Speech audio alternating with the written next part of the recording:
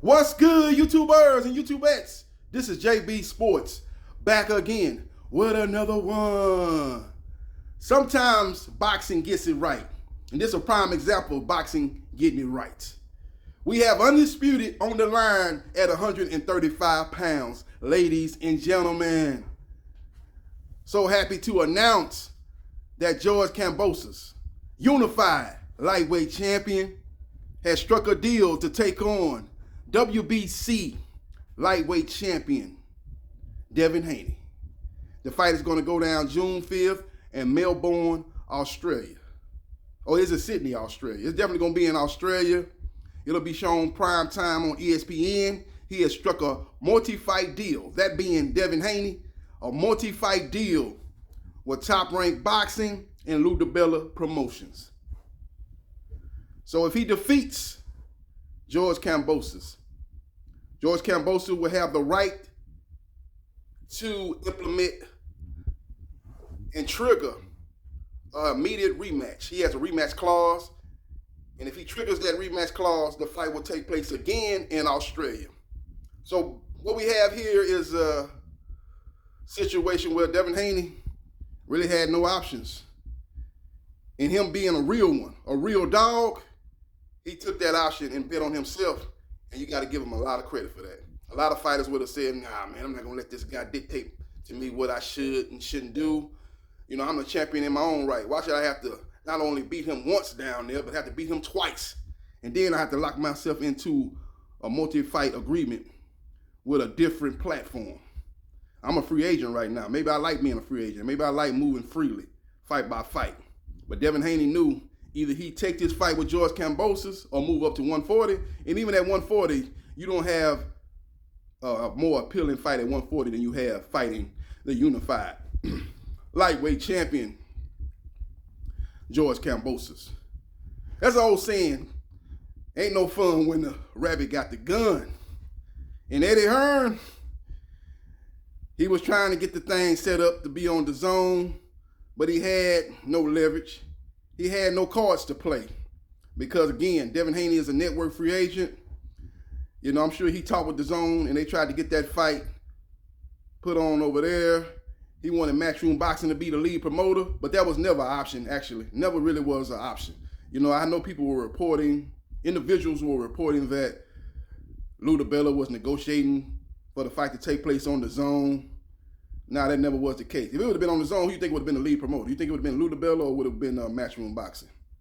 They might have said it was Lou DiBella, but it's basically would have been home field advantage for Devin Haney, as he has fought on that platform for his last, 5 or 6 fights?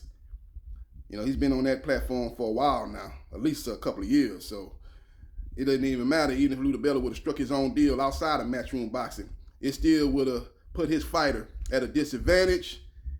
He's decided to stay at home. He has a close alliance with Top Rank Boxing and Bob Arum, and he struck a deal. And he landed one of the biggest young stars in the lightweight division. When you talk about the biggest name in the lightweight division, it's big 3, I think, that sits at the top of the list. That being Gervonta Tank Davis and Devin Haney and Vasily Lomachenko. And Lomachenko is going to play a big part in this multi-fight deal, because if Devin Haney beats George Kambosos and then beats him in a rematch, you can rest assured that ESPN will be looking to set up a fight between Devin Haney versus Vasily Lomachenko, as Lomachenko has been looking to regain his status as a top dog in the lightweight division, and that status entails him collecting the belts that he had previously before he lost to Teofimo Lopez. So we will see what happens, and we will see what transpires. But it's a great day in the sport of boxing. Make no mistake about it. I'm much looking forward to this fight. It's a very intriguing matchup. When you look at the talent, definitely it favors Devin Haney. He's the more talented fighter. Great jab, great length, knows how to control range. A lot of people say he don't have no power, but he has respectable power because you don't see none of his opponents bum rushing him. So they let you know that he has respectable power. They used to say the same thing about Floyd Mayweather. Oh, he ain't had no power. But you ain't never see nobody rushing in there because he's a sharp, accurate puncher. And the same can be applied to Devin the Dream Haney. Make no mistake about it. But Devin the Dream Haney's going to have to watch out, because when I saw him fight JoJo Diaz, he was getting caught with those straight left hands. Now, Jojo Diaz is a southpaw. George Kambosos is an orthodox fighter, but he's a guy that's going to be looking to set up that straight, not the straight left hand, but the left hook. So Haney's going to have to be wary of the left hook. Now, the left hook, when you throw that, you're throwing that more of a wide punch. The left hand, when it's thrown straight from the southpaw stance, gets there quicker and it's more sneakier. So Devin Haney will be able to avoid that, I think, a little bit better than from a southpaw stance coming from out of a straight left instead of a left hook out of the orthodox stance. So we will see what happens and we will see what transpires. But this is great news, ladies and gentlemen. We got Undisputed on the line after June 4th. The questions will be answered. Who is the top dog in the lightweight division? We've got a fight coming up in April. That will determine who is the top dog in the welterweight division, but we all know what fight we really want to see. Hopefully the winner of Ugas and Spence takes on Terrence Crawford next, and that'll settle the score in the welterweight division. But the score will be settled. It is signed, sealed, delivered. I'm yours in the lightweight division, and the score will be settled between George Kambosos and Devin Haney, as things have got real personal between these two. There's no love lost between these two fighters. There's a lot of animosity between these two fighters. The press conference ought to be epic. I don't know if they're going to have a press conference down there in Australia, maybe have one over here in the States. That remains to be seen, but the bottom line, we got the fight that has been seemed like it's been dragging on, and it became a saga. And it started to remind people of the whole Terrence Crawford, Errol Spence Jr. situation getting dragged on, but it didn't get to that extent, as that's been dragging on for years. This is just dragging on for a couple of months. But the end result is we got the fight that we all wanted. The winner of this fight will be in prime position to set up himself up for a lot of mega fights, because you got a lot of names out there. Now, if Devin Haney wins again, George Kambosos can exercise the rematch clause and take him in an immediate rematch.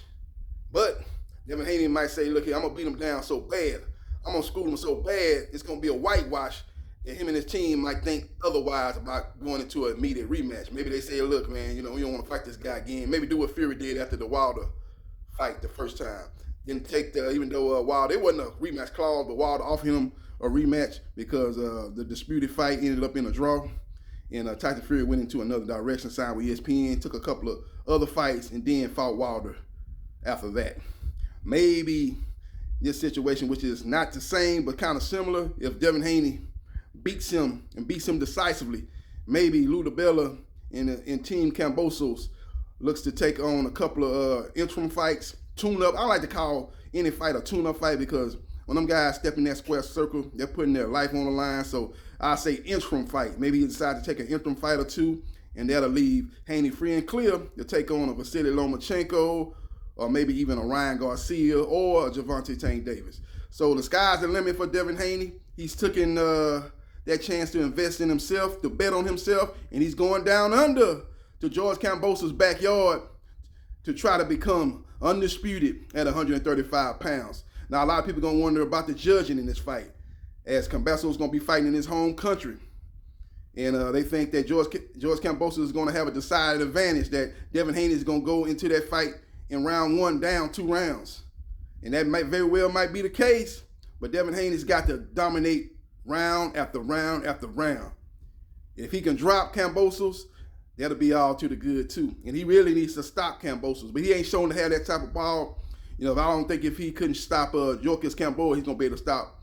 And Yorkis Kambosos was way past his best days. He couldn't stop him. I don't think he'll be able to stop a prime George Kambosos. But you never know. You never know, man. You never know, man. You get caught with a punch you don't see, and you get dropped. He got dropped in the Teofimo Lopez fight. So Teofimo Lopez is known to have more power than Devin Haney, per se, but it's all about setting up a punch and getting that right punch at the right time, man, and anything can happen in the sport of boxing, so we will see what happens, and we will see what transpires. Let me know your thoughts about George Kambosos and Devin Haney becoming a done deal.